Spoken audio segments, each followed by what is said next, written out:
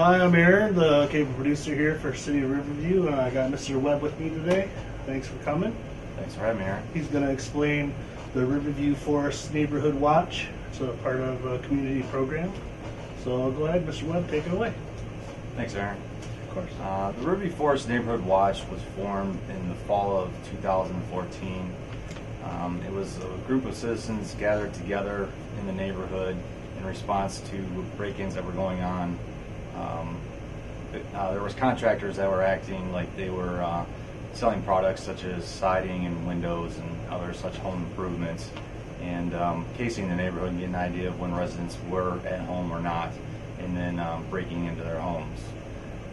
The organization formed in response to several citizens' responses to those break-ins and asking if there was a neighborhood watch, which at the time there was not. So myself gathered along with Lisa Sobel and a handful of the residents to meet and discuss the recent crimes that were going on and what we could do to form an organization to help prevent crimes and get out information as quickly as possible to further reduce other crimes. So I'd like to read you a brief statement about what the Neighborhood Watch is, and this is coming from our pamphlet, which you can find on the city's website on our community, which is on the right side of the web page, and go all the way down to Riverview Forest Neighborhood Watch. I'll put a link there for you to watch. Click on it, take you to the pamphlet. Go ahead. Thank you. So the Riverview Forest Neighborhood Watch, otherwise known as RFNW, has identified three primary areas of concern to the forest residents. Number one, home and auto burglaries. Number two, vandalism. Three, making the neighborhood safe for children. In the fall of 2014, the Riverview Forest Neighborhood Watch was formed. Concerned residents decided to collectively work together with the Riverview Police Department to monitor and report crimes and suspicious activities to authorities to eliminate these areas of concerns. The mission goal of the organization is the Riverview Forest Neighborhood Watch has been established as a means of monitoring and reporting both criminal activity and quality of life issues to the appropriate authorities, and to come together as a community, get to know our neighbors in order to maintain a safe and enjoyable neighborhood for all residents.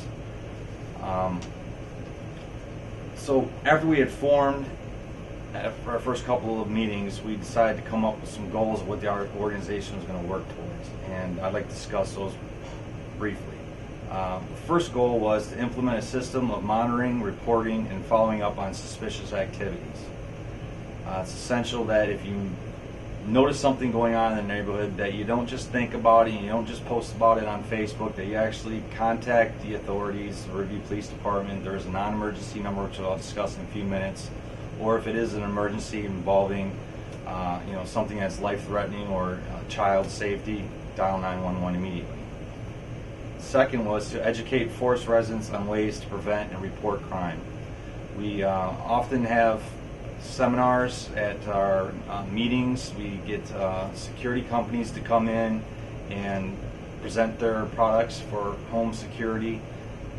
We do reports on the recent crimes that are going on in the neighborhood and discuss those amongst ourselves along with the police department, and share that information on our Facebook page and our nextdoor.com page so that we get relevant information out as quickly as possible. Number three is to act as a liaison between the forest residents and the Riverview Police Department to keep residents accurately informed of criminal activity in a timely manner. Again, we mainly achieve that by our meetings, which we do meet with Police Liaison Officer Bruce Herrick and Officer Richard Trout from the Riverview Police Department. And we discuss our concerns with them at those meetings, and also they bring their concerns of any crimes that are going on in the neighborhoods so that we stay informed. Number four is to create a safe, unified neighborhood by promoting community events, including safety seminars, block parties, an annual national night out every year, and also by implementing programs to welcome new neighbors to the forest and help neighbors that need assistance during adverse weather or natural disasters. And I know that's a lot to chew on, but the point of that is we're trying to keep a safe and unified neighborhood by creating a community. And in order to do that, we host an event every year for the National Night Out, which is the National Neighborhood Watch organization as an annual date where communities across America get together with the police department and discuss their concerns and have a fellowship between the citizens and the police department. So ours is this year. The event is July 30th, which is Saturday, at Forest Elementary School from 12 p.m. to 4 p.m. We'll be on the Hampton side of the school, which is the playground towards the front of the school. We invite any of the residents, not only just from the Forest neighborhood, but also the other subdivisions that would like to come out and have ice cream. We're providing that for free, and we'll have music, and it'll be a bouncy house for the kids, slide, and then as well as other activities out on the playground. And it's just a chance for the community to come together, get to know each other, because you're more likely to look out for your safety of your neighbors if you know who they are and you have a chance to meet them. So that's the point of the National Night Out. And we hope that both the fire department and the police department will be attending this year like they did last year, and it'll be a nice social event for the community. So as I mentioned in the safety seminars, we also have plenty of interaction with local alarm companies. We've had Xfinity out. We've had last year we also had Lowe's and ADT. So they presented their products. Customers got a chance to speak with the representative and find out about the latest technologies that you can put into your homes to keep them safe, and alert the authorities if there are break-ins. Block parties we haven't seen so much of. We kind of took the National Night Out as our chance for all of the streets to get together in one central area. We hope as the organization grows that there will be more block parties on each individual street, so neighbors that maybe perhaps didn't make it out to the National Night Out can actually meet on their own street and get to know residents, within a few houses of theirs, or even within a block. Because as we all know, home ownership changes pretty constantly, so there's always new people coming to the block that would like to meet and get to know their neighbors. And so we have programs that we're implementing to assist the elderly residents, also maybe handicapped residents in case of adverse weather or natural disasters. And we're still in the process of forming this, but we hope to have a contact list for any elderly residents that perhaps if the power goes out and they need a generator brought to their house because their food's about to spoil, or if there's a large winter storm and they need some assistance with shoveling their driveway so they can get out to the grocery store, or perhaps if they can't get out to the grocery store, we can find somebody that can assist with picking up those groceries. There's a couple other programs that I'll discuss here in a few minutes that we're also doing to keep the neighborhood safe and promote community. But number 5 on our goals was to maintain a neighborhood that is safe for children by monitoring vehicle speeds, keeping sidewalks clear, keeping parks clean, and creating safe zones. One of the ways that we're doing that in keeping or creating safe zones is the Helping Hands program, which we're in the process of developing with the Riverview Police Department. And the Helping Hands program will allow residents in, starting with the forest, but hopefully it'll spread to other subdivisions, but residents that have been cleared by a background check of any tendencies to harm children or do any felonies or things like that would prevent them from participating. But after anybody that's 14 and over is cleared by that background check, then they'll be registered with the city and given a license that will have an insignia of a hand that they'll be able to display on their front door or in the front window. And what that means is during the hours when children are going to school and coming from school, the resident is at their home, has the door unlocked, and is willing to assist a child if they feel that their life is being threatened, or if somebody is trying to kidnap them or bring any type of harm.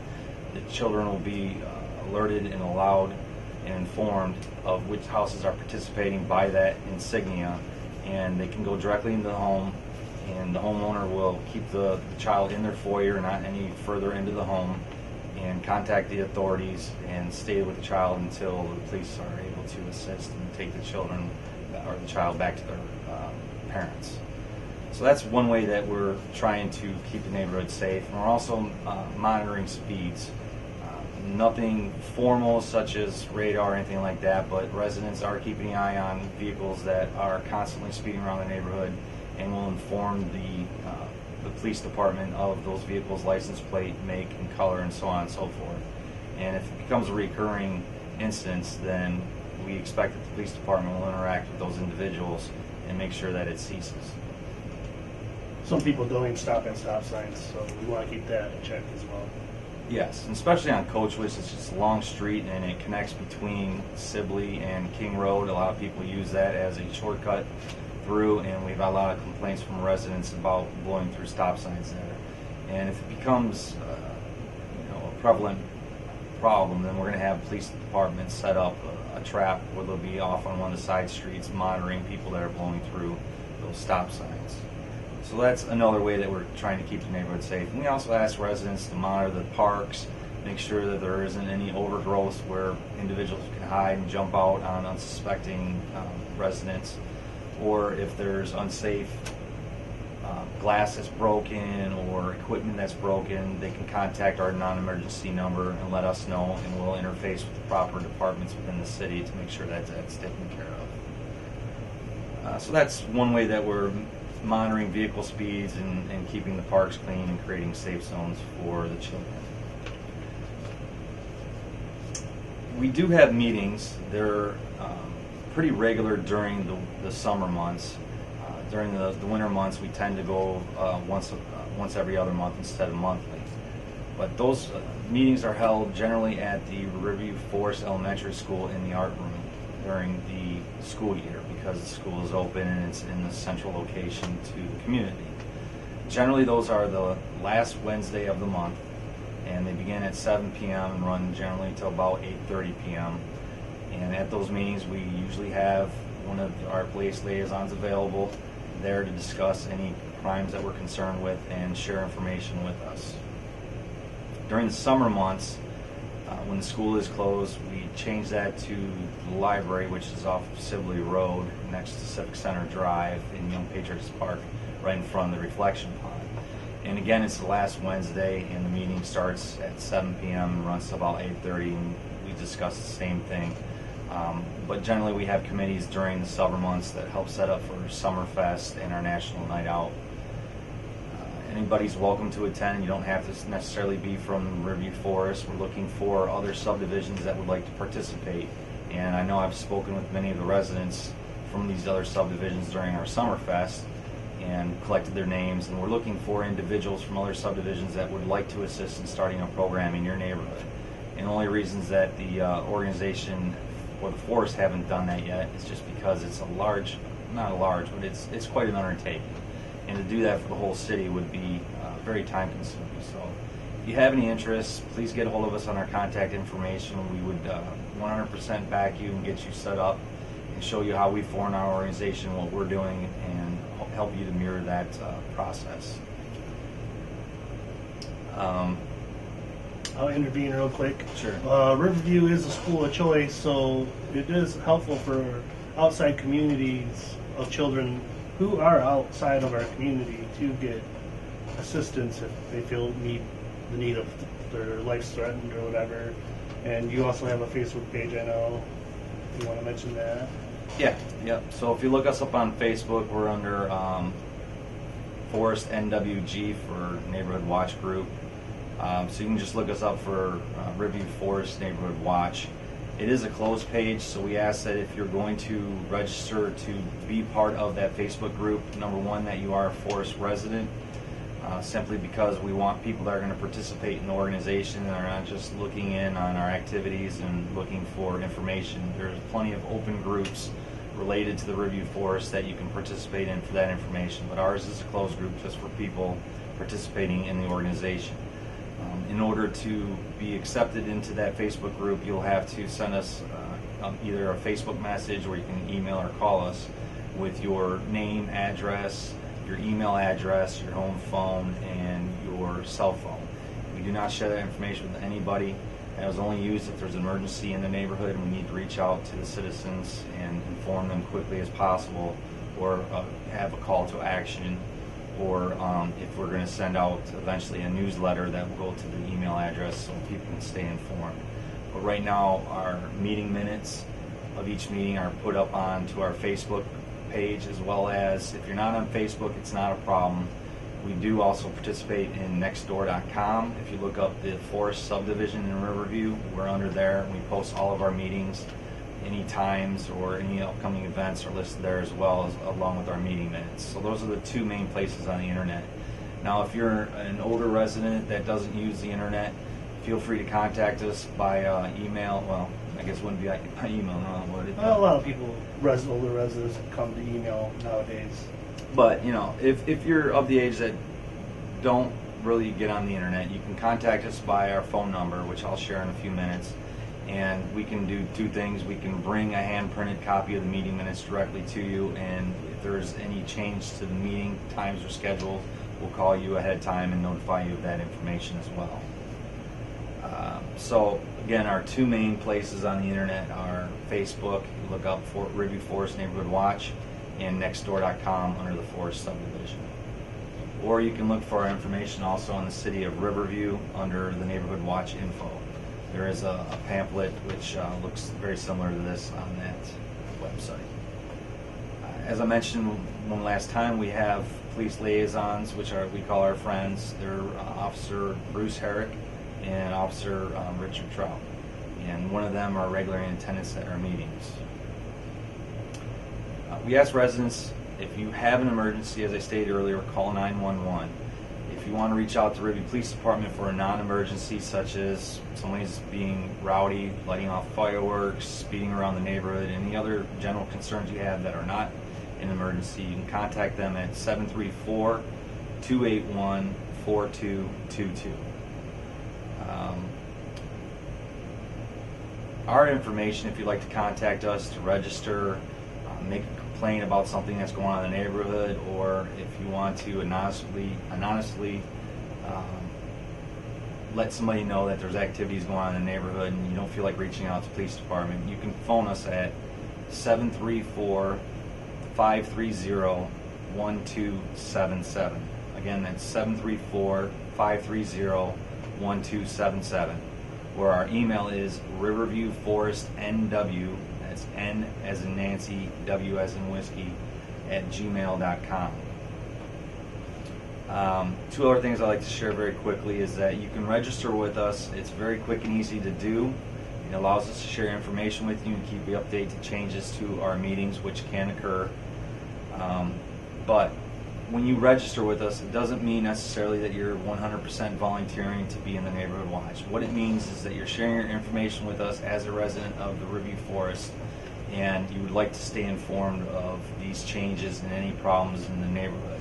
You can participate as much or as little as you would like in the organization. Now, obviously, we would like people that want to participate more, but we don't want to disclude you or discount you from participating if you can only attend maybe one meeting a year, or you only want to show up for the national night out, or if you don't want to attend at all and just want to be available to see what's going on through Facebook or nextdoor.com. Lastly, I'd like to mention that we do have elected board members. We're elected annually in August. We do have an election coming up in another month or so. The board members are myself as the president. We have Lisa Sobel, who is the secretary, Amanda Horvath, who is the treasurer, and Frank Zankevich, who is the media coordinator. If you'd like to get involved, again, these positions are coming up for election again. We do have bylaws set up, so there are some stipulations of who can vote in the elections, but contact us and we'd be happy to share that information with you and get involved. That's all we ask. Real briefly about the interaction with the community, if I could. Yes. We try to get the children involved and informed of the Neighborhood Watch at the Forest Elementary School, and we do this. We're starting a annual program where we allow the children to draw a logo or picture of what to them signifies the Neighborhood Watch and what it means to them. And from those pictures that are put forward to the art teacher, the children each get to vote on it, all the children in the school, and whoever's voted best then is awarded our logo to be used, as I showed, maybe bring a little bit closer if I can, on our literature that is passed out at Summerfest and the Neighborhood Watch. And this year we had Christopher, help pronounce the last name, is Gervasi, from the Forest Neighborhood Watch, drew this picture. And when we asked him about it, he said the picture details how he feels that the parents make the neighborhood safer for the children. As you can see, two adults wrapping their hands around a child. So we took that and awarded Christopher a $25 gift card to Zap Zone. So we hope that he has a great time with his family, and we show our appreciation for him and participating. Again, this will be an annual event, so get your children involved next year. And I've already discussed the Helping Hands program. That will be presented to the city council once Officer Herrick is able to make sure that Chief Rosebaum is accepted of the program, and that we've crossed our I's and dotted our T's and make sure that anything that we do is legal and in the best interest of the children. So last thing I'd like to share is we do have signage that we've developed. This is ground stakes that would go in front of your home and lets criminals know that there is an active Neighborhood Watch participation member in the area. These are $10. The donations go directly into the organization and are used for our National Night Out, which provides free ice cream and bouncy house and other type of things like that. Lastly, we have a Neighborhood Watch decal, which you can put on a window or a car, and lets people know, again, that you're a member of the Neighborhood Watch. And the more of this signage that we get out to the homes, the more criminals are going to be aware that there is an active organization in the neighborhood. So we encourage anybody in the forest that wants to at least get a sign and be involved that will show unity to the criminals and help deter them from being in our neighborhood. So, thank you. Aaron, did you I see do, anything? yeah. This is a strong organization. You guys should all be a part of it, or at least I think it's like a fraternity. I would say, you want to keep your neighborhood safe, and it brings together little tighter bonds. I do want to ask you a few questions, obviously. Do you know how many residents and homeowners or businesses are involved in your community right now with the watch? We currently have about 240, which is a third of the neighborhood. We've been formed for about a year and a half now, so that's constantly growing. We get more membership at our events, such as the Summerfest. We'll have more members that will show up and sign up for the organization at our National Night Out. So our goal is to be 500 here shortly, and we would like the whole neighborhood's participation, but it takes time to grow and get the word out. So hopefully this media interview is one way or an outlet of getting people to participate. There are many cities that do these types of programs and stuff. And how do you guys monitor your neighborhood? Well, we work with the police department. As I said, they come to every meeting, or just about every meeting that they can if they're on shift. But we share information, our concerns with the police department, and we ask for increased patrols where it's needed. As we mentioned, the speeding and the rolling through stop signs, that's monitored by the police department. And I have direct interaction with Officer Herrick if we believe that there's more of an immediate concern. So far, have you sought any advice outside the city or with the police? Well, actually, we've had a lot of outside cities approach us, wanting to know how we set up our organization and what we do, and to assist them with setting up a Neighborhood Watch in their communities. So if anybody outside of Riverview is hearing this and they would like assistance or information on how we set up our program, feel free to reach out to us to our email address or our phone number. And I guess I got a couple more.